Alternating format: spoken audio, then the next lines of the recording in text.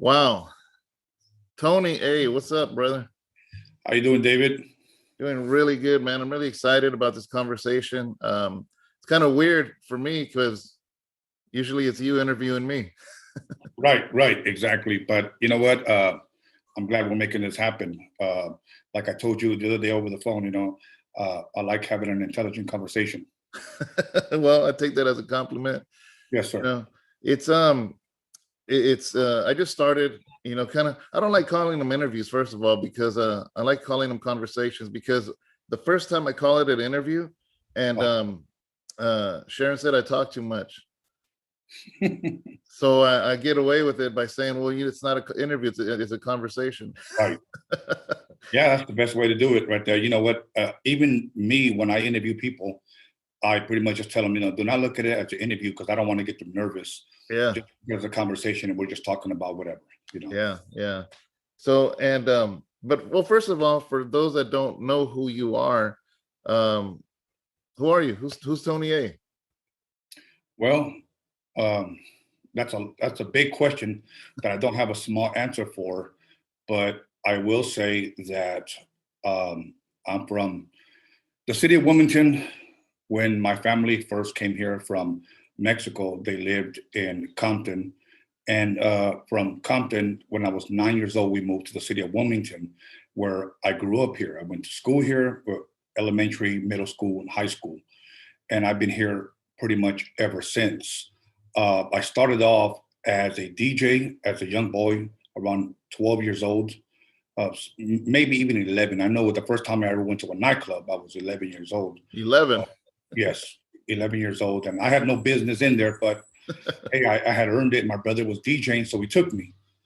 I became a DJ in 1987. I started doing mixtapes, which featured, people like NWA, Ice Cube, Dr. Dre, Easy E, JJ Fad, Tone Loc, Young MC, pretty much all the greats, Yeah. DJ High C. From there, we were signed to Disney for 7 years. In 1990, our album came out in 1991. I was pretty much in a position forced to be a producer. I didn't mind it, but it was new to me because I was never a producer before. After that, I began to travel to speed things up a little bit. Started working. I left the music industry around 2002. I got a job. I worked for about 15 years, local 572 Teamsters. Became a Teamster, worked for about 15 years. I left work because I started doing a documentary. Then I started podcasting just to promote the documentary. Yeah. And believe it or not, I'm still here. Yeah. So, you know, what's crazy is I remember there was a song that came out. I'm your puppet. What year was that? We produced it. It came out in 1991. The single came out in early 1991. I could even say maybe late 1990. I'm not your puppet. I mean, yeah, Yes.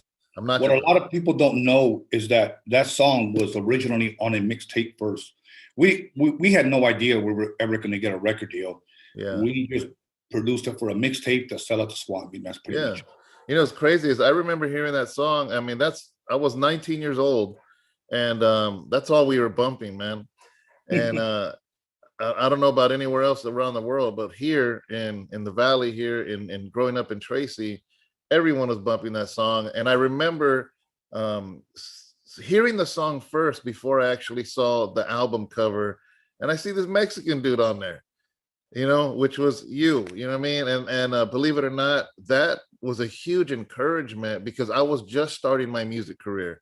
And to see someone that looked like me on a major album cover and getting full rotation all over the radio, you were an inspiration to me, man. I just want you to know that. I don't think I've ever shared that with you.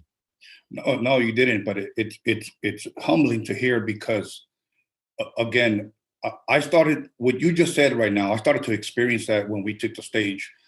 A lot of people won't like what I'm about to say, but I don't really care what people think or what people have to say. Um, the majority of our money when we started traveling and some of our best shows was when we were up north. Now, Really? a lot of people may say, well, you know what, that's Norteño territory. Yeah. I don't care. Honestly, I didn't care. We were up there. We were performing. I was DJing. High C was rapping. We had so much love. But I'll tell you what. One day I was setting up my turntables. I was up on stage. We were getting ready to go on. Kid Frost had just exited the stage. I go on and set up my turntables, and the crowd was packed. It was maybe 300 to 400 people in there. And I remember a group of girls were flagging me down. They were right in the front. Yeah. They kept saying, "Hey, hey, hey." And I wasn't trying to pay attention. I was just trying to plug in my turntables. Yeah. So I finally said, "What's up?" And then they said, "Are you Chicano?" And I said, "Yeah." And then they said, "All right." And that was the first time that I realized that our people wanted to see our people up there. Yeah. It's weird because I was at 19 years old, I was just fully blown norteño, young guy, just like everybody else up here. But I didn't think of it like that when I saw you on that album cover. And I actually saw you in person a little bit after that. So my music career was just starting out. And in 93, I started the Darkroom label with 2 other friends, right? So by that time I was 21. So that's 2 years later after your single. After the album came out, right? Is that when the full High C album? When did that release? The full album actually dropped December, I want to say 20th, if I'm correct, 1991. So this December it'll be 30 years since it's been out. Wow. Okay, so 2 years later, I released our first Darkroom Familia album. It was called From the Body with Love. Yes. And a mutual friend, John Barunda, somehow got a hold of it. And he called me up. It was just local. We just went to the local from Sacramento all the way down to Merced and San Francisco, just like a little triangle. Yes. And somehow he got a hold of it and got a hold of me and wanted to meet with me in Southern California. So anyways, we were down there for some business, trying to get this label jump started. And obviously we're tourists. I wasn't used to going to Los Angeles at all. I think I'd only been to LA one time before this time, I'm telling you. And of course, tourists, we want to go see the Hollywood star, the Hall of Fame, whatever it's called, on the sidewalk.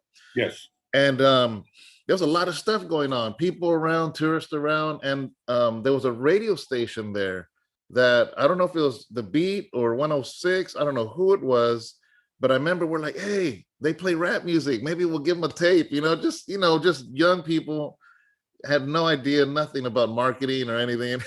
And we go there and I saw you. You were wearing a leather jacket and I think a baseball hat. Yes, I remember that day. I was being interviewed by Frank Lozano from Power 106. But from what I hear now, because Frank Lozano was a big time DJ at Power 106, we follow each other on Facebook. But if I'm correct, I believe either he's a missionary, evangelist, or just a Christian. Amen. Wow. Yeah. So that's crazy, man, that now we're sitting here. We're friends. I don't know if people know this, but we talk very often. You're a dear close friend to me. I'm guessing it's the same way back, Absolutely. And it's just a trip, it's a trip. Like, part of me held back going to meet you because you were from LA. It's weird because I had this respect because I'm like, hey, that's Tony A. Oh man, I can't go up to him. You know what I mean? Like, it was just a weird, and I wish I would have. Right. But who knows? I don't know. Maybe we would have made a platinum album. Yeah, we never know. Never know. But it is what it is, and I'm blessed for the way life turned out for me, even though there was some hardship in there. It makes who we are, and here we are though as 2 older men now. Yes. And dear friends, Yes. So anyways, man, let's lead up to, this is what was interesting for me, that the first time I went down to your show is that I think, was I the first one from up north to go down there? Absolutely, yes. And it's funny because somebody, I was new to this podcasting deal, I really didn't know what I was doing. Sometimes I make jokes because if you look at my first couple of interviews, it looks like I was interrogating people.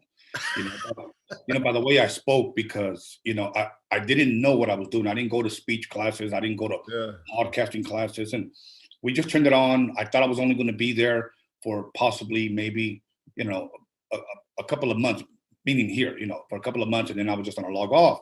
I was just doing this just to promote the documentary. Yeah. But it took a life on its own. And I just figured, you know what, let me keep pushing. Let me shine light on our people. I realized that stations out here like KD 92.3 The Beat, when it used to exist, and Part 106, never gave, at least in my opinion, Raza, a long enough opportunity. There were times that they had pocos pero locos, meaning there was a radio station like for an hour or two. I remember that. All they would do was just play Raza, but they put us in a box where if you wanted to listen to it, you had to tune in at this certain amount of time. Mm-hmm. But yes, you were the first to come from up north, and there was a guy that kept commenting on the comments like "Get Sir Dino, get Sir Dino, get Sir Dino." Okay, I had heard of you, but I will be 100%. I didn't know much of your music. Had I heard it before? Yes, but I didn't know much. So this guy literally continued "Get Sir Dino" every week. Every time I would put the flyer in the community on YouTube, there's a little part where a little place you could promote stuff. So I finally just said, "Hey, you know what? Contact him." He goes, "I don't know him." And I go, "I don't know him either." So he said, "Hey," he responded, "We're friends on Facebook, and here's his email." And I reached out, and the rest is history. Wow. That's a trip, man. I mean, I had a lot of fun.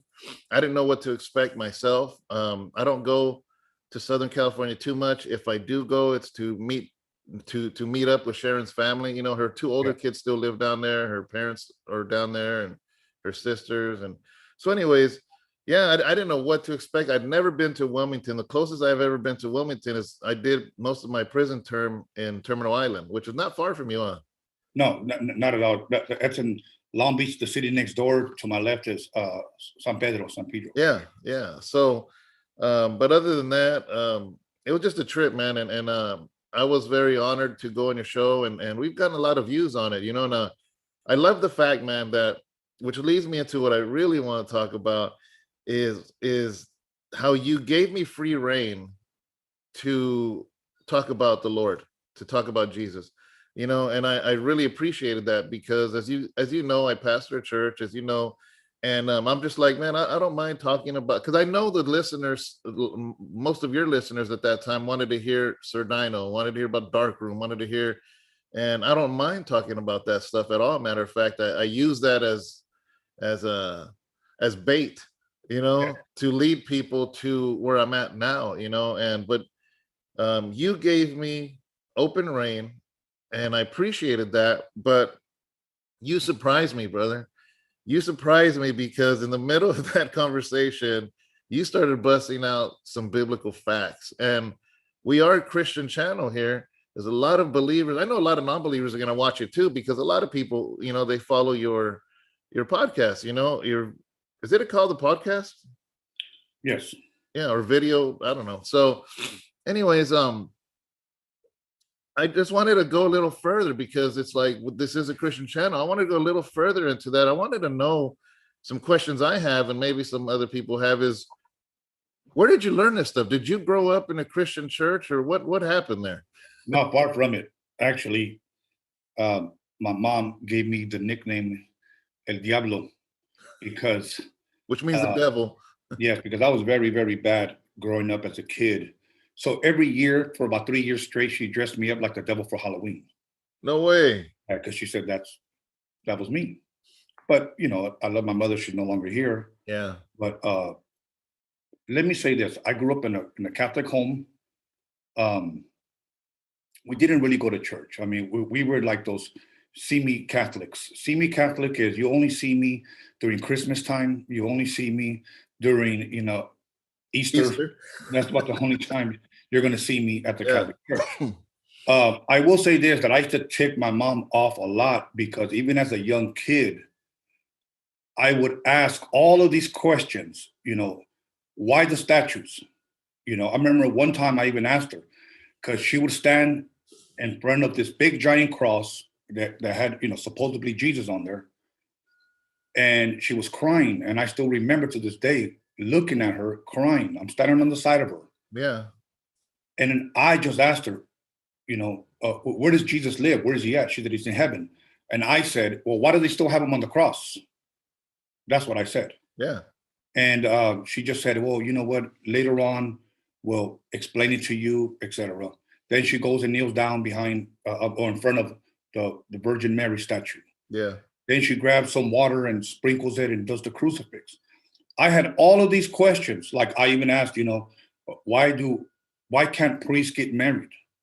And my mom, I think she was like a lot of Catholics. She just loved Catholicism and didn't really know anything about her beliefs, Yeah. what she believed in. So one day, as a youngster, she took me to a Catholic Bible study at the church. And I was the only one asking questions. And finally, this priest told me that all your questions will be answered eventually. So we sat there for about an hour and he didn't answer not one. So my mom was actually very disappointed that my questions were never answered. Yeah. And so from that point on, I, believe it or not, growing up, I mocked the Catholic Church. I talked about the Pope. I talked about, and I did it out of ignorance, even though I wanted to know, but I did it more out of rebellion because I really wanted to know as a young kid. And I will say this, before I was ever a DJ, before I ever got into music, I used to draw a lot. I believe I was a great artist. Yeah. And one thing that I used to draw a lot, I used to draw Jesus on the cross a lot when I was a kid. Wow. In elementary. And one of my teachers actually saw me draw, so he had me draw murals, and I started drawing murals for the elementary school. But I guess my journey began by, as a young kid, asking questions, but I was not raised in a Catholic home. As a matter of fact, the only Bible we had was like this big old 2-story Bible that, with the Jesus hologram picture in the front. Yeah, the family Bible. Yes, it sat on top of the TV, opened, and I would always ask my mom, why opened? She said, for good luck. Yeah. She didn't know. Yeah, she didn't know. Yeah, so no, I was not raised Christian at all. As a matter of fact, my dad would talk bad about Christians. In Mexico, I guess they call them los aleluyas. Yeah. And like holy rollers. yes. So my dad one day told me that the Christian church, and these are his words, the Christian church is for the white man, and for the Latinos, it's the Catholic Church. So we need to stay in our religion. That's what he said. I remember one day, the Pope came out here to LA when we were, I guess, in the 80s or something like that. And he touched this one guy, the Pope reached over and touched this one guy, and the guy started crying or whatever, hysterical. And he had said it felt like God had touched me. That's what he said. And I turned around and looked at my dad and my mom, and I said, do you guys believe that? And then they got mad at me because I continued to question, I guess their beliefs. Yeah. So, I didn't once again grow up being educated as far as the Bible is concerned. I did it. I was far from it. So you had a lot of questions, rightfully so. I mean, when something doesn't make sense, it doesn't make sense, Right. And so then, was it out of curiosity that you have learned the things you have learned, or was it a search for some spiritual truths that you needed in your life, or was it more intellectual answers you were looking for? Honestly, David, to be 100% honest with you, I wasn't searching. I just figured, I would hear people say, well, I don't go to church, but I have a relationship with God. Yeah. I use that. I didn't start looking. It wasn't until one day I met this individual taking out the trash. And here, at least in my neighborhood, behind every home, there's an alley. That's what separates homes, an alley. So as I'm coming out, taking out my trash, this gentleman's taking out his trash. And I noticed that he had books he was placed on the floor. And I was maybe 22 or 21, but it was right before I had actually signed my record deal. Wow. And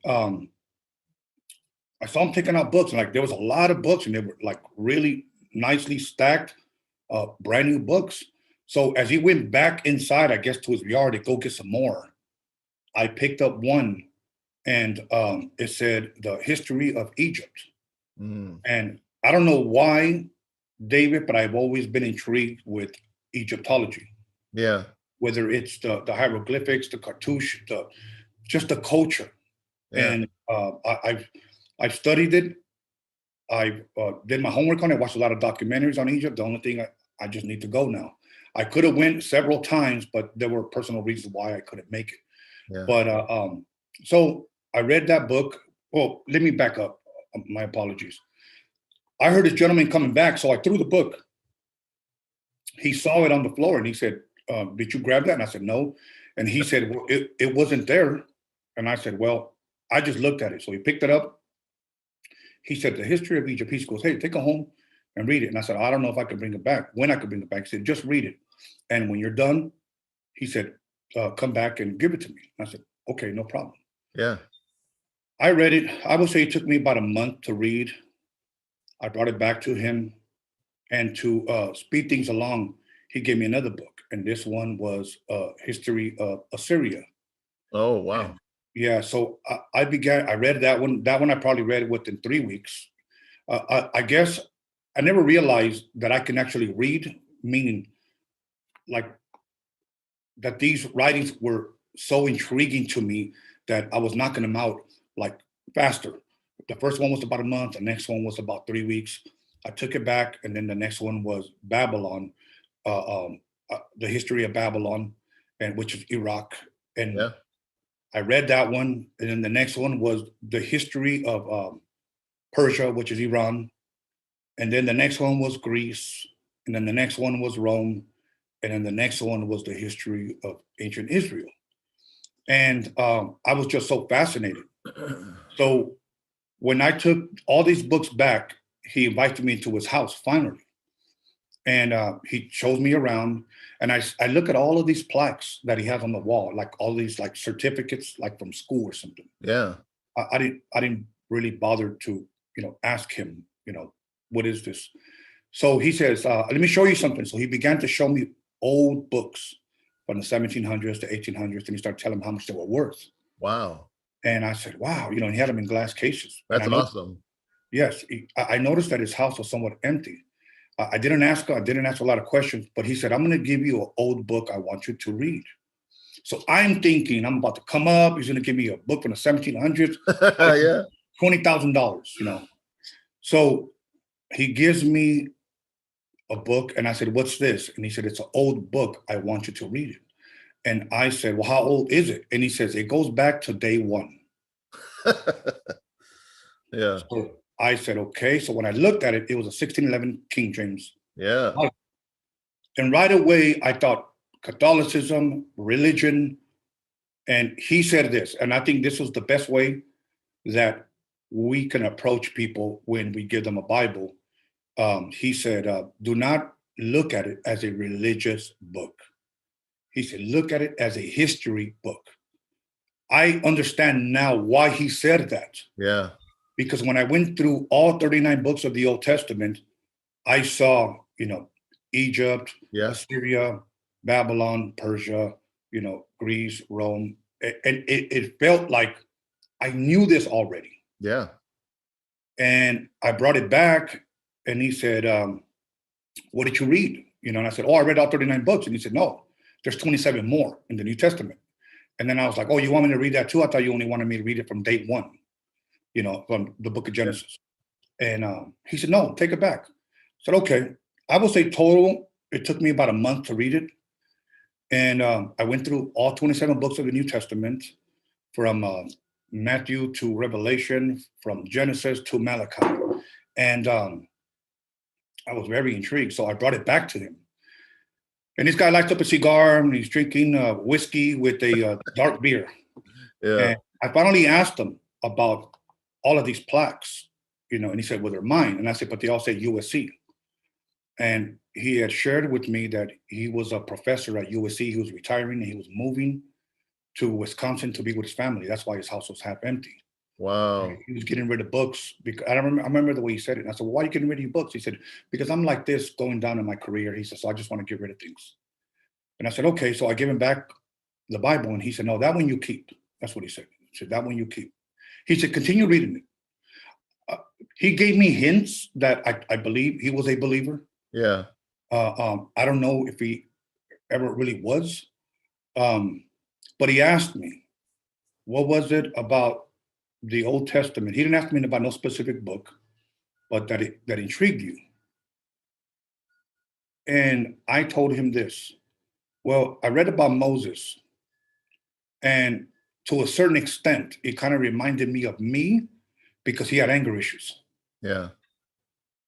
And I said, but yet, he didn't get to enter into the promised land. God asked him to strike the rock once, and he did. Water came out of it. The second time, he asked him to strike the rock once, but he struck it twice, and he didn't get into the promised land. And he led the children of Israel for 40 years into the wilderness, which probably should have took them only from Egypt to Israel, maybe 12 to 14 days. But I read that God had brought them into the wilderness to see what was in their hearts. And those words, believe it or not, tenderized my heart. Yeah. And it began to break down all the anger and all the misery that I was in, David, because I didn't know why I was always angry. Yeah. I didn't know why I was always miserable. I'm going to confess this to you. One day I went to the bookstore and I bought a book, and it said, How to Get People to Like You. Yeah. And I tried reading it, and I couldn't even finish half of the book. It just did not interest me. Because many times when I would talk to people at a young age, hate, misery, depression would all come out of my mouth. And that was what was in my heart. Yeah. And I realized that because reading the scriptures, that out of the abundance of the heart, the mouth speaks. So whatever is in here is going to come out here. Oh, yeah. I always tell people, just sit back, watch, learn, observe, because people will tell you who they are by this. Oh, yeah. So he asked me what else. He kept asking me about the Old Testament. At any time, Dave, you could interject. I don't want to take up all your time. I'm listening. Okay. Well, he asked me, what else intrigued you about the Old Testament? And then I said, one more story. I said about Samson. He said, what was it about Samson? He said, well, he was a Nazarite from his mother's womb. And for those of you that don't know what a Nazarite is, it's an oath that you take. And he was not supposed to cut his hair. He was not supposed to touch anything dead. And he was not supposed to have strong drink. So one thing about Samson, he was a judge. And he could have had a godly woman, but he chose women of the world. Yeah. And well, he fell. We all know the story, how he was deceived. He told this woman the truth about his strength or about his oath. She cut his hair. And there was one scripture that really, that night really tore me apart. Was when she said, get up, the Philistines are coming. And he said, I will get up and I will defeat them, etc., like I've always have. Yeah. And the next scripture said, and he didn't know that God had left him. Yeah. And I remember when I read that, I closed the Bible and I turned around the other way, and I turned off my light and I cried, because here's this guy living his life thinking that God is with him. How many people have are going on in life right now thinking that God is with them? Wow. And now somebody may say, well, the Bible says that God would never leave you nor forsake you. I get that. The Bible doesn't contradict itself. Believe me, I did my study. As a matter of fact, I challenged people in the past. If you could find me one contradiction, if you can prove it, yeah, I will give you $100 for every contradiction. Yeah. And so far, I still have all my money. Yeah. So I said that, but we we can walk away from God. Exactly. He won't forsake us, but we can walk away from God. If you go to the book of Revelation, when he wrote those letters to the 7 churches, it says that you have forsaken your first love. And he's talking to the church. Yeah. So Samson forsook God, and God just, let him do his thing. And we all know the story. But another one that intrigued me and I shared with them was Joseph. Oh man, that's a lot of people's favorites. That's so powerful, I'm going to share something about that before I jump in when he asked me about the New Testament. Yeah. Let's look at the life of Joseph, and which could be found in the book of Genesis for those of you that are interested in looking it up. I began to read it, and it was just unbelievable. Yeah. That God had not only given this man dreams, but he shared them with the family, and the family, if you will, came against him. They hated him. Yeah, they hated him, and God was giving him revelation through dreams. I still believe that God can speak to people through dreams, through visions, and even sometimes through audible voice, or even through the scriptures. Yeah. That's just me. People don't have to believe exactly like the way I believe. Yeah. So he went to check on his brothers, sent by his father. His brothers pretty much wanted to kill him, but they ended up throwing him in a ditch. They took him out and they sold him to the Ishmaelites. The Ishmaelites took him to Egypt. Then they sold him to Potiphar. Potiphar saw his work, saw how he shined, saw how, if you will, everything he touched, if you will, turned to gold. Everything flourished with Joseph. Yeah. He was a blessed man. And I'm going to make this relevant. Potiphar's wife came on to Joseph, and Joseph rejected her.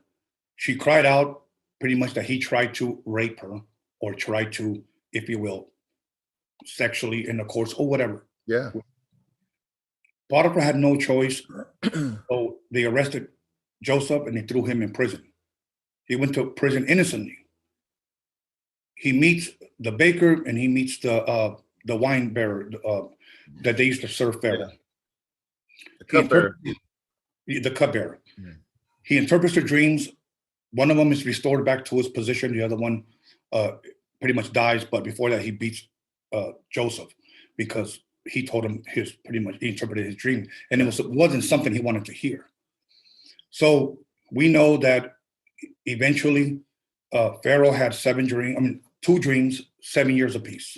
Yeah. Joseph interprets that. Then he sits at the right hand of Pharaoh, and I just kind of gave you the short version. But this is my point. Joseph was thrown into the ditch. He was sold. He was falsely accused. He did prison time. And all of that happened. And I really want you to think about this, David. All of that happened because the favor of God was upon him. Yeah. I mean, and eventually he met with his family. And again, I'm giving you the short version. And he brings them in. We know there was 7 years of plenty and harvest and 7 years of famine. And the entire nation of Egypt was blessed because of one man. Yeah. And I always tell people that if you're blessed, your entire company, your warehouse, your job could be blessed because you are there. It's interesting because the other day we were out looking for something to eat, and the biggest lines were the 2 Christian-based companies, Chick-fil-A and In-N-Out. The lines are never short. You're never going to go and there's no one there. I have been to In-N-Outs from the San Francisco, Sacramento, all the way down to LA, and the lines are packed. And it's just interesting because I remember reading Fast Food Nation that kind of broke down about the whole fast food craze and burgers and everything. And it was talking a lot about In-N-Out being faith-based and the family and the verses. And it's exactly what you said, Hobby Lobby, they shut down on Sundays because their workers can go to church and a place of worship. and we see that they're blessed also. So it's kind of a lot of similarities of what you're saying. Yeah. And so after I shared that with him, he asked me what I thought about the New Testament. Yeah. And I went through Matthew, Mark, Luke, John, Acts, Romans, 1st, 2nd Corinthians, etc.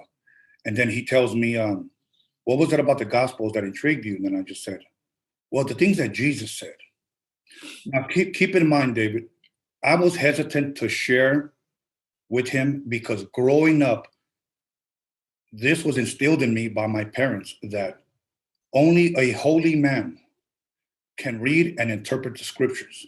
Yeah. So they were saying the reason why we never read it was because only a priest can read it. Only he is, if you will, good enough.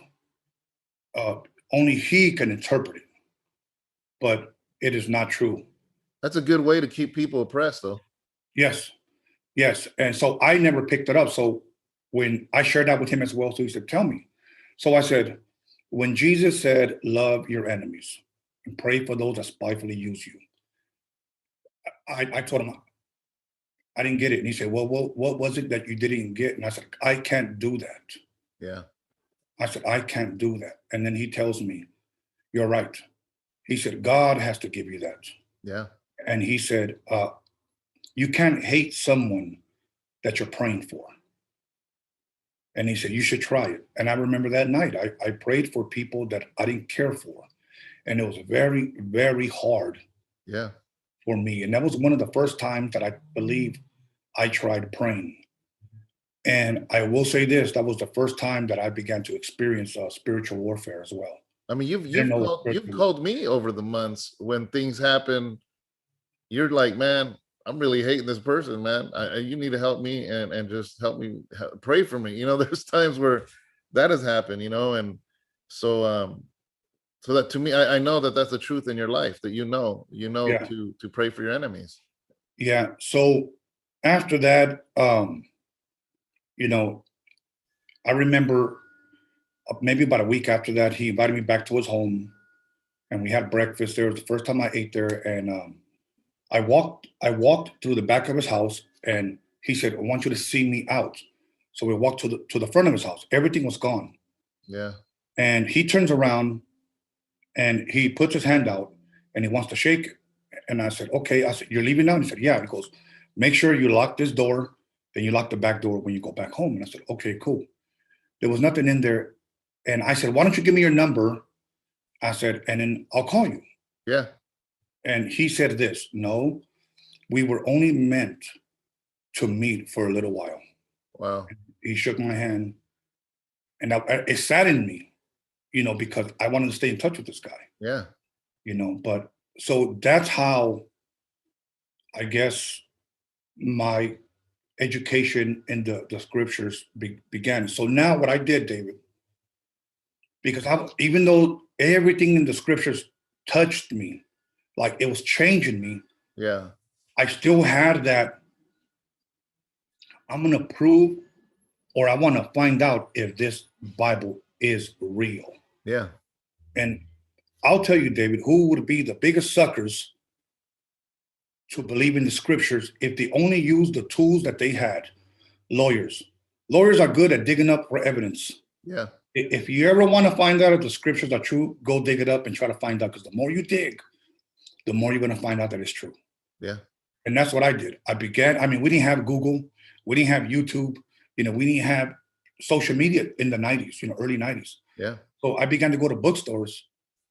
And I'll be honest with you, David, I wanted to find out and prove that the Bible was not real. Yeah. Because I was fighting what I was feeling. Yeah. And I didn't want to believe. And the more and more I dug. But I think for me, most people that want to disprove the Bible, it's because of their own heart conditions and their own issues. Yes. Yes. That because if this book is true, then we're in trouble. It's funny because you talk to atheists, and I don't ever debate or argue with an atheist, because I found out that most atheists that I know of, most of them were once in the church and are just hurt. Yeah. I've talked to them, and believe it or not, I don't ever sit there and I debate with them. But I do ask questions, for an example, if there is no God, why do you call yourself an atheist?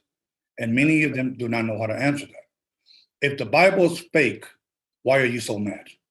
Yeah. Why are you so mad at people that, read it? If it's fake, who cares, right? Yeah. So one day I told this one guy, and it was one of the first times that I prayed for someone. I said, do you mind if I pray for you? He goes, I don't believe in that. And I go, well, if there is no God, then these are just a bunch of goofy words. And he said, right. And I said, okay, then allow me to pray then. Yeah. And he said, okay. So I prayed for him. And, a lot of people believe in the Big Bang thing and over millions and millions and millions and millions and millions. Whenever they can explain something, Yeah. they'll just add another zero. It's just another, Yeah. millions and millions of years. There was an explosion, but they can't explain what that explosion was. To go a little bit further, they can't explain, for you to have an explosion, you have to have stuff. Yeah. Well, there was gases. Where did the gases come from? Well, I don't know. But then there was an explosion. That's all they know. Yeah. One thing about an atheist, he answers the majority of the questions like this. Probably, maybe, I don't know, could have. Yeah. Or we don't know. Yeah. Probably could have, maybe, I don't know. They never give you facts, and then when they want to talk about evolution, they'll bring up, a bird. Well, his beak changed. Well, that's adaptation. That's a whole different other subject. Yeah. Believe me, I know what I'm talking about because I studied it. What convinced me, David, that the Bible is true, and I think this is important for if you call yourself a Bible-believing Christian, you better know this, was the Dead Sea Scrolls. Yeah. When they were found. Mm-hmm. They date back to the 1st century.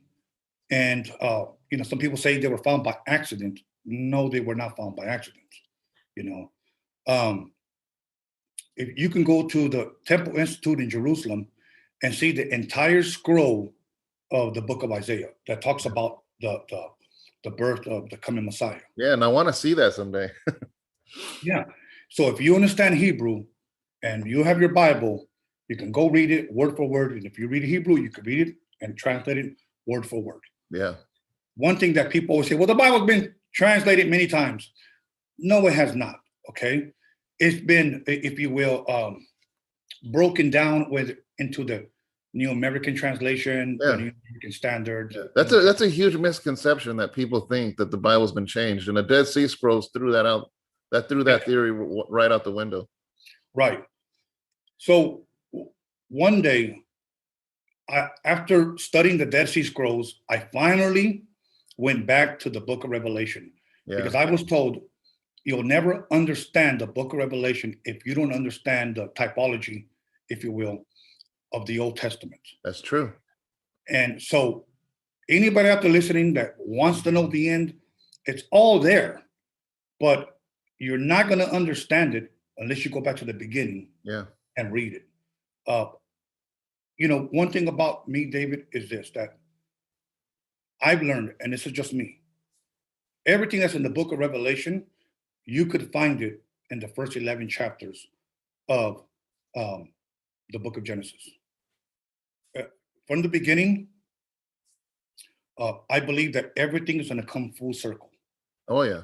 I used to believe, in linear, like here's where I was born, here's where I am present day, and here's when I'm going to die. We think linear. Yeah.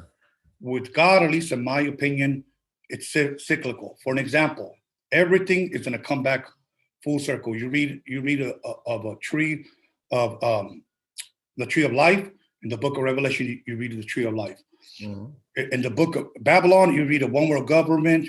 We read a one world military. We read Nimrod, a picture of the Antichrist. With the book of Revelation, we have a picture of the Antichrist. Cain has a mark. In the book of Revelation, there's people with marks in their forehead. It's all there. It's all going to come full circle. That's good. I'm just going to prove it to people that are listening. Every time the disciples asked Jesus about the future, and these are things that intrigued me, which I didn't know, we called it biblical prophecy. You know, he always referred to the beginning or what happened, in the past. Yeah. What is the end going to look like? Well, as it was in the days of Noah before the flood. That's what he said. well, what's it going to be like right before you return, as it was in the days of Lot? Yeah. And so I began to look, because that's what intrigued me. So went to the book of Revelation, and then uh, I found, if you will, technology spoken of in the book of Revelation, when it talks about that there will be two witnesses witnessing on the streets of Jerusalem, and they will be killed by the Antichrist. And the Antichrist will let them lay on the streets for 3 days, and for the whole world to see. Yeah. So my thing is that either John, the Revelator, was a good guesser, or he saw the future. Yeah. Because think about this, David. It was May 14, 1948, that Israel became a nation again. Yeah. That land was desolate for nearly almost 2,000 years. I want to say June 7th, I may have the date wrong, June 7th, 1967, Jerusalem is restored to Israel. Even though today I believe it's Tel Aviv, that's the capital, but biblically speaking, Jerusalem is the capital of Israel. Yeah. So before May 14, 1948, people would have thought that that book of the witnesses laying on the streets could have never happened because Israel's gone. But now Israel's restored as a nation. It makes plain sense. They were talking about technology. How else would the entire world be able to see those people laying on the streets, but through satellite TV? Exactly. We have all the technology. I can keep going on, so I'm going to slow down so that you can speak. No, man, that's all. I'm glad you're sharing this stuff, right? Because I think a lot of people are intrigued, and a lot of the stuff you're saying. I mean, I remember being intrigued. I don't know why. Like for you, Egypt. For me, it was Rome. I've always been intrigued with Rome, even before I was a Christian. Even when I would even in high school, there was something about Rome and the way that it worked. And I'm a huge Star Wars fan, first of all. Yes. And Star Wars, the whole empire is kind of shadowed after Rome, the Roman Empire. So I've always found that very intriguing and interesting. But another thing is is that this is what I want to ask you, and I don't know how to word it, because I know that you believe, but you're not what most say an active Christian, church-going Christian. You're not that, correct? Correct. Okay, because I don't want to say something wrong. So what I'm interested in then is, I guess, man, I don't want to say you're in the outside looking in, but as far as the church, the modern day church, you're on the outside of that, right? Right. I'm interested in knowing, what are we doing wrong? What are we doing wrong in reaching people? Because I think we've had some conversations, and you've had some things that you have expressed to me, and maybe some people need to hear this. I'll tell you what I see. There was a guy years ago that came to my house, and I'll start here. And he asked me, "Do you go to church?" And I lied because I wanted to get rid of the guy. Yeah. That, I just go to this Catholic church down the street. Yeah. Knowing, that I don't go there, So he said, "Well, we're building a church, and we want to know, what would you like to see in our church for you to come to it?" Now, in my mind, Yeah. I thought that was a red flag, and I'll tell you why. Everyone in the scriptures that came to Jesus Yeah. left different. Everyone. I believe it is impossible to have truly meet Jesus and leave the same. Yeah. Here was a guy that I believe, was conforming his church to meet the world's needs. I know where he got that from. That's Rick Warren's book, Creating a Seeker-Friendly Church, something like that. That's where that's from. Anyways, what were we saying? Yeah, so that's pretty much what he was doing there. And I just said, well, whatever you do, I said, you know what? I don't want to go to your church. I just told him. And I began to speak Bible with him, and then come to find out he really didn't know much. Yeah. He was a seeker-friendly person that wanted to pat people in the back and tell them that they were great, they were awesome, they were amazing. And have a full building, right? Yeah, have a full building, collect tithes and offerings, and Yeah, get rich, and have a bunch of goats acting like sheep. that's good. And that's really so that turned me off. And then I began to visit friends' church that would, man, you know so much, Tone. You need to come. How do you know so much? Who taught you? Just read. Yeah, Just read. You know, David, let me say this for possibly all believers that are listening. yeah, This is just me. I truly believe that the day that you surrender your life and repent to Christ, that first year will determine how you will live the rest of your life. Meaning, if you don't read, if you don't feed yourself, if you're not active, not only in praying and worshiping and going to church, you are going to be in and out for the rest of your life. in other words, like the growth is stunted from the very beginning. From the very, very beginning. And me, all I did was read. I later on found out that, because people would ask me, what commentaries do you read? Look, man, the best commentary for the Bible is the Bible. Yeah. And the Holy Spirit is the interpreter of the scriptures. The Apostle Paul and Yeah. Peter and those guys didn't have commentaries. They're the Holy Spirit. They had the Holy Spirit, and that was it, to lead and guide them. Now, Well, to go back to yeah. what you said about what is the church doing wrong, one thing in the book of Revelation, when Jesus spoke to John and said, write these 7 letters, he first told them what they were doing right, and then he told them what they were doing wrong. Okay. One thing that I believe that the state of the church is today, it is very, very seeker friendly. Yeah. They would rather have people feel happy than holy. Mm. And most people today tell me, you need to come to my church. And this is what they say. Yeah. My pastor's cool and he's funny. Yeah. I hear that a lot. I was like, what? Like, Yeah. me personally, I want to learn. Yeah. I went to go visit a friend's church, and the name of the sermon, believe it or not, was Life is Like a Chocolate Cake. That was the title of the sermon. That was the title of the sermon. And he just had this big old smile. He had skinny jeans on. He was wearing chanclas, an open shirt with little hairs hanging out. Yeah. I don't know what he was trying to look sexy for. Yeah. He had a packed church. And I remember that people were going up to him after the service and telling him, "You rock, Pastor, you rock." And they have this weird Hollywood smile, huh? Yes. Yes. And, I don't know. Then I hear words like, have you made, and this is just me, and people can use it if they want to, but this is just me because I'm a very direct person. And I'm the kind of person that I'd rather just be told, do not beat around the bush with me. Yeah. He started telling people, have you made a decision for Christ? That's what he said. And he said, go ahead and bow your head. And anybody who wants to give, who wants to let Jesus in the driver's seat, lift up your hand. Yeah. Okay. And then, repeat this prayer after me. Now, correct me if I'm wrong. I've never read a sinner's prayer in the Bible. Okay. Yeah, there isn't. Yeah. I've never read where Jesus told someone, let me into your heart. I know those are nice words and we use them sometimes. Yeah. Biblically speaking, Yeah. Jesus never said, let me into your heart. And he never said, make a decision for me. The words that were used all through the Old Testament, then John the Baptist and even Jesus and Paul, Peter, was repent. Yeah.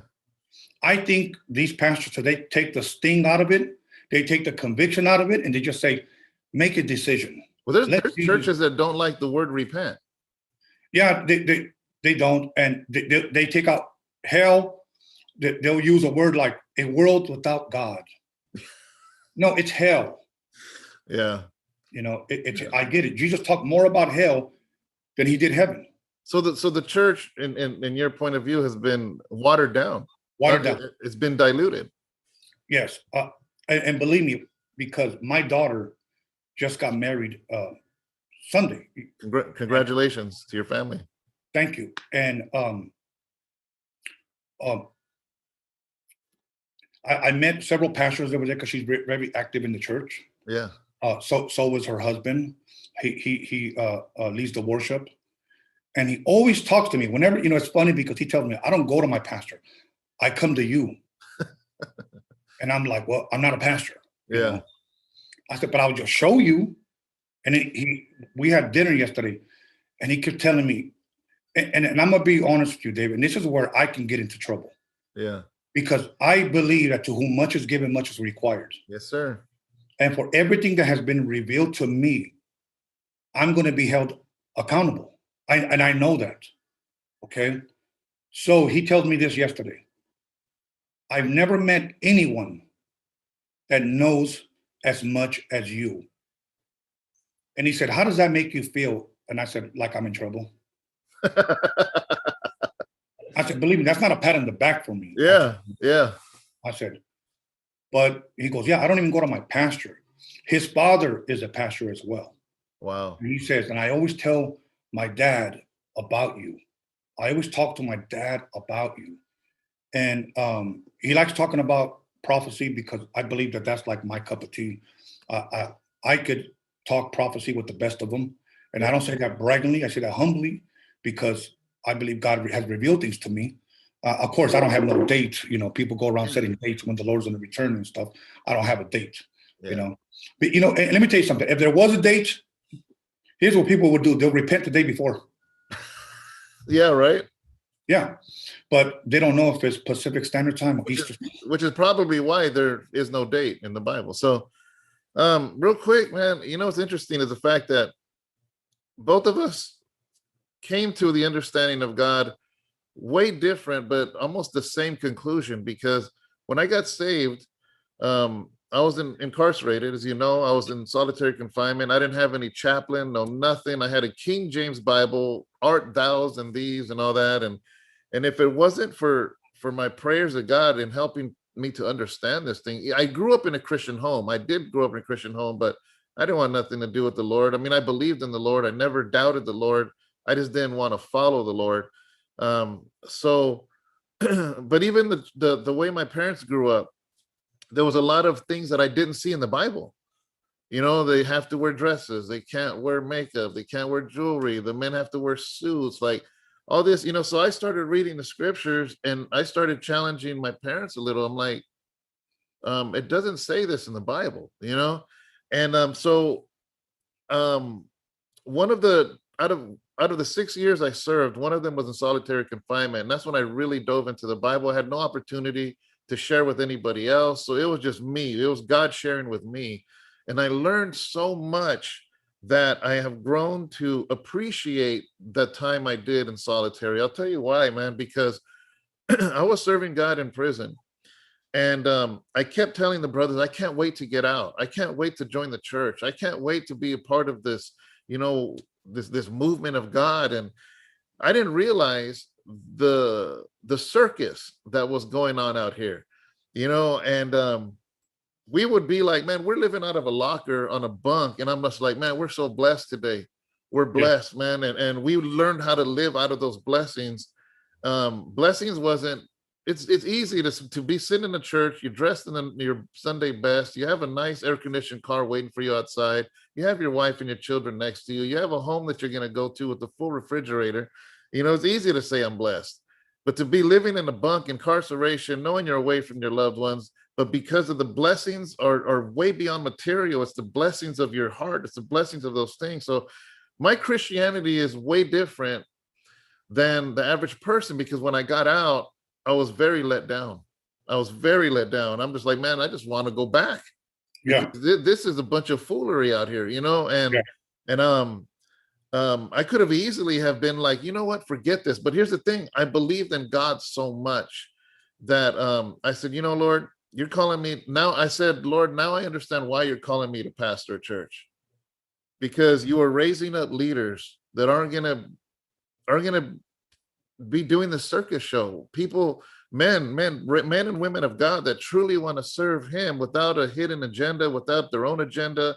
I almost feel like God allowed me to get the fame I had in the world so I wouldn't feel the enticement now as a pastor, because it's like, man, been there, done that.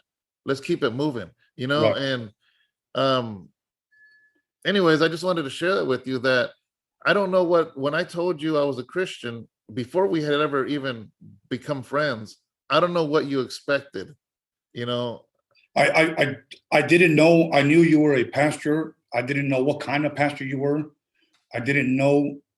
I could have guessed, but I didn't know if you were one of those seeker-friendly Yeah. pastors or you were a pastor that was, biblically sound.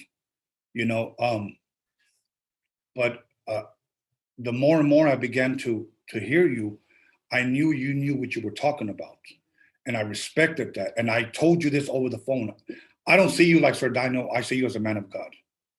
Thank you. That's the way I see you. And today, pastors are not looked at as men of God. They're looked at as my pastor's cool, my pastor's funny. Yeah. And one thing I want to say, and I'm going to say slowly so that people can understand this. We know that the word pastor comes from the word shepherd. It means the same thing. Many pastors don't smell like sheep anymore. Many pastors don't smell like sheep anymore. Meaning, many of these pastors act like they're celebrities because many of them have a mega church. Yeah. I don't want to say I'm against mega churches, but I could never be a member of a mega church. There's no accountability there.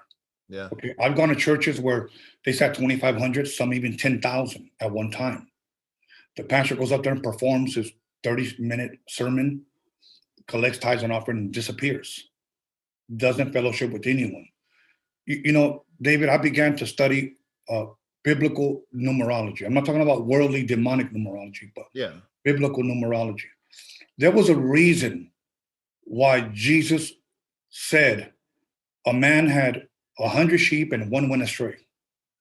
There was a reason why he gave that number. Yeah. And this shepherd, if you will, 100 sheep. One went away, he left the 99, and when he got the other one and brought him back, we all know the story. But he had fellowship, and he knew all of these sheep. That one just didn't get lost in the crowd.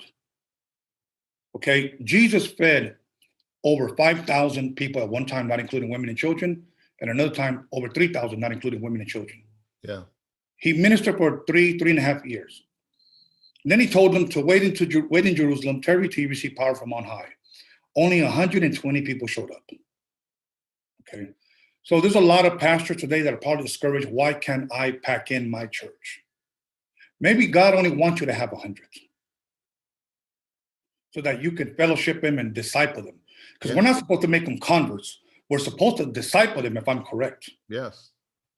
And many people are not being discipled, especially in these mega churches. So for me, I could never be a member of a mega nightclub because that's what they look like today. Yeah. Now, I'm going to say something, and for me, coming from the world, somebody invited me to a Christian church. I want to say, man, it was like early 2000s. I was at least 20 years ago. And I was really, really beat up from the world. And my buddy calls me and he says, "Hey, man, why don't you come with me to church?" I don't want to go to church, man. "No, you should come with me. I hardly ever go, but my church is cool." I said, "All right."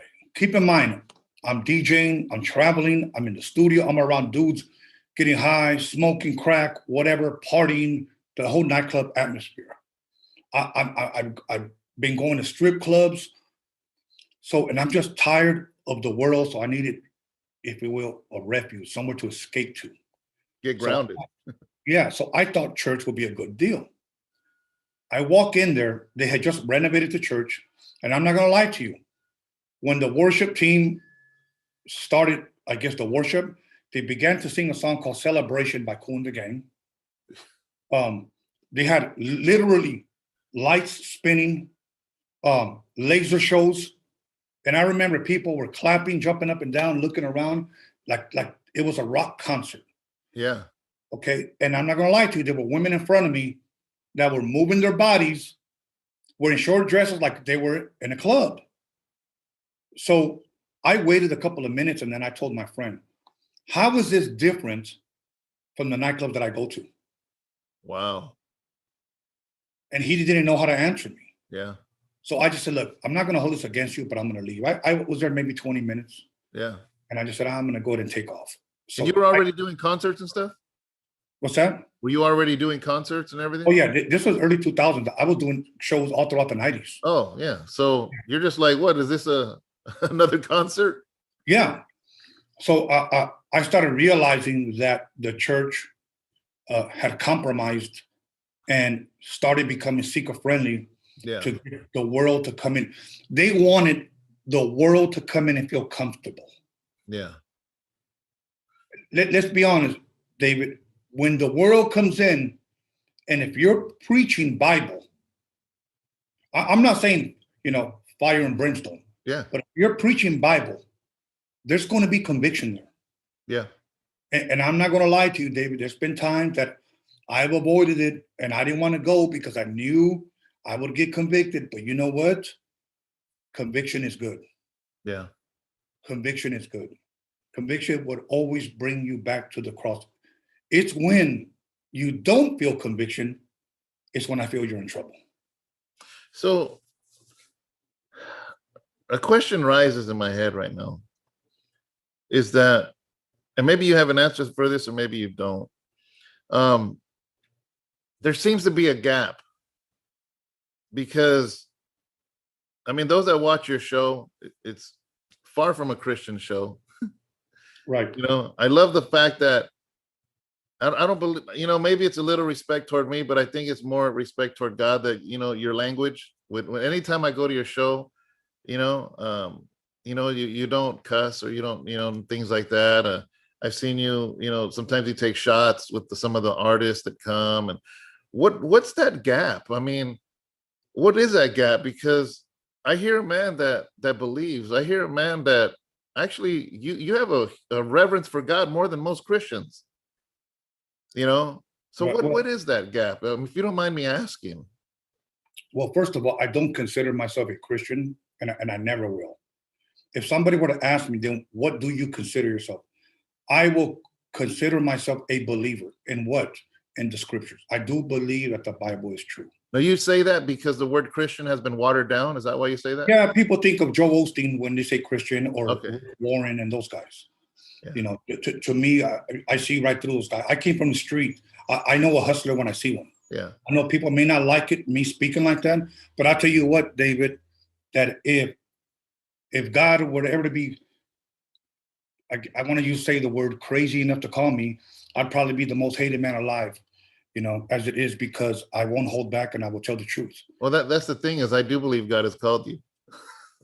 Okay, well, I want to receive that phone call. So, but here's my thing. Here's my thing, David. I can't put my finger on it. Why? Why I can't? I do want to say this to people because just recently, some idiot claims he knows me, made a video on YouTube that I was a pastor for 15 years, or like I don't even know when the heck he got this from. Yeah. Supposedly, I'm exposing Tony, and supposedly this person is a Christian. I don't know who this guy is, but he used to teach Bible study. He did this. I don't know what he's talking about. My thing is this: if you really truly know me and care about me, then come knock on my door, or I'll tell you what, don't talk about me. Mm-hmm. Pray for me. Don't talk about me, pray for me. But yet you want to claim you're exposing me, expose the devil, expose the false church. Who am I? Yeah. But David, since I started this podcast, not only have I been falsely accused of things, but I've been pretty much damned and condemned by several people. I've experienced a lot of hate. Now, that's fine because I have thick skin. To me, I just shrug it off my shoulders. They can say whatever they want. But I truly do believe that if God ever called me, I would probably be the most hated man alive. Simply because I will speak the truth, and that's something that the world will not be able to comprehend. True, sound, biblical teachings. Yeah. I will never try to convert anybody. I will never judge anybody. That's up to God. My thing is this. I think pastors just ought to preach and let God do the changing. Yeah. But as far as your question, David, I can't put my finger on it. I know a lot of people say, well, why not? Why haven't you taken that step? Yeah. Maybe because I know that if I do, there's no turning back. Yeah. And I'm going to say this for the people that are listening. I want to say it's Matthew 7:13, verses 13, 14. It talks about there's a narrow road and there's a wide road. And the narrow road leads to life. And there are few that find it. Yeah. And he said, and there's a broad and a wide road that leads to destruction. And many find it. I will have to say, David, that right now, knowing what I know now, I am still on that wide road. Do I say that with conviction? Absolutely. I just need, a made up mind, and I need people to pray for me and Yeah. not talk about me. I think that I think us becoming friends is a huge part of it. I believe it's God's plan. A lot of the things you say, a lot of the things, the way you believe, how you believe, I'm the same exact way. You know, I caught a little bit of flack of going to that fight or being involved with it, because they're like, "What are you doing with these non-believers? What are you doing?" I'm like, first of all, um, I'm there to be an influencer. I know myself. See, there's a difference when somebody says, "Oh, I can hang around with sinners because Jesus did," but then they end up doing what the sinners are doing. There's another thing of saying, I know the light that's inside of me, and I know there's darkness over there, and if I don't go there, there's going to be no light there. And for that specific reason, that's why I went, to be an influencer. You know what I mean? Like, you were there at the fight. Did I act any different? No, of course not. You know what I mean? I think it's silly that people say that. I mean, I think pastors ought to get out more. Some people are just stuck behind those four walls at the church and never communicate. They never, if you interact with the world, how else are you going to be a light? Yeah. How else? Those people may never ever go to your church or to a church, but they'll see you. They may never ever read the Bible, but they'll see you. So for those people that are talking like that, that's silly. Yeah. It wasn't like you were hanging out and drinking beers with those guys or smoking with those guys, and then all of a sudden you go back to being a super Christian. Yeah. No. Yeah, and it's the same thing. Going on your show, going down and being on the show where you have a bunch of guys the week before taking shots and this and that. I'm like, this is exactly what we're called to do. I enjoy pastoring a church. I enjoy discipling people in the church. But I gotta get my hands dirty. I gotta go out. I want to go and proclaim Jesus where there's people that aren't following Jesus. And I saw your show as a perfect platform for that. Yeah, David, like I said, I wish I could answer that question, but I can't. Yeah. But I just encourage everyone to, if whoever is going around talking about me, just honestly, knock on my door, talk to me. Me and you, David, come from the era that if we had an issue with someone, we would take it up with them. Yeah. We wouldn't go on social media and start calling people out on their fake accounts. Yeah. Or make videos of people exposing them. It's silly. It's like, take it out with me. You have something to say. I'm not that hard to find. You can reach out to me, talk to me, pray for me, whatever. Yeah. But anyway, David, with that being said, I really got to get going now because I have something to attend to today. But I truly, truly appreciate you talking to me, allowing me to speak on the things that I believe in. Yeah. And the things that, we could have an intelligent conversation talking about things that we believe, things that are true. Yeah.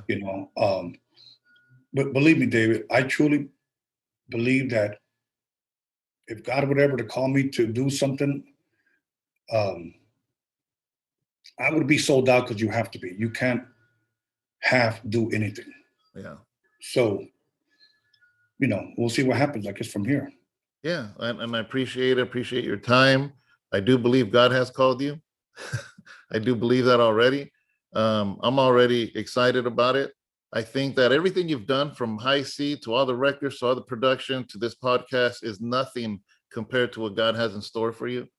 I'm not just saying that. I'm not. I said that to you in your dining room. And I don't know how that makes you feel. And a part of me doesn't want to ever make you feel uncomfortable, but I feel like I have to say it. I feel like I'm compelled to say it, so I know it's from God, because I'm never that. I'm not like that. I'm not going to be in somebody's dining room saying, "Man, God has called you. What are you waiting for?" But I have said that to you, and I do believe that. And what I ask all the viewers that are believers is for them to continue just to pray for you.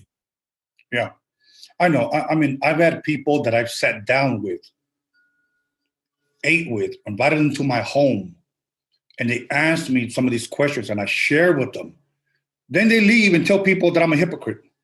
Yeah. Like like, weren't you just at my house eating? Like, and then I share things with you that you wanted to know. Yeah. Oh, like, I don't understand people like that, David. I've never been that kind of person to talk behind somebody's back. I would just rather say it to that person's face. Yeah. Not necessarily in a confrontational way, but like, if I have an issue with someone, I would bring it up. And Yeah. I just wish people would do that. And if you got an issue with someone, you know what? Take it up with them or pray for them. Yeah. And that's exactly why I brought up, because if I didn't bring up the fact of, let's say, the language and drinking on the Right. podcast, then people would be like, "Oh man, why do you got this guy talking Bible?" I'm like, "What are you talking about? There's two grown men that are talking, and we're just going to be real about it." That's why I brought that up, just to kind of squash that. You know what I mean? No, and I think it's important. I think it's important for you to be direct with me and ask me, because with me there is no beating around the bush. Yeah. I don't have any problem, not necessarily bragging about it, but admitting, what you ask. I have no problem with it. Do I drink? Yes. Do I take shots? Yes. Do I, interact with my guests? And sometimes we say bad words. I'm not going to lie to you, David. Yes. So I don't have a problem admitting that. I shamefully admit that, but that's just me. Yeah. But it's like, I mean, it is what it is, man. And I love the fact of everything that you shared. You shared your heart. I pray blessings, not only for you, but for your whole family. Congratulations again to your daughter being married. Thank you. I pray just nothing but good things for that couple, for God to open doors that need to be open, and for doors to close that need to be closed, and I hope this isn't our only conversation ever on something like on a platform like this. I appreciate you taking the time to, usually you're the one talking to somebody else. And Right. so I really appreciate the fact that you did this. I know you got to get going, brother. Awesome. All right, David, thank you very much. And tell your wife I said hello, and thank you guys once again. And this won't be the last time. All right, let me end this recording.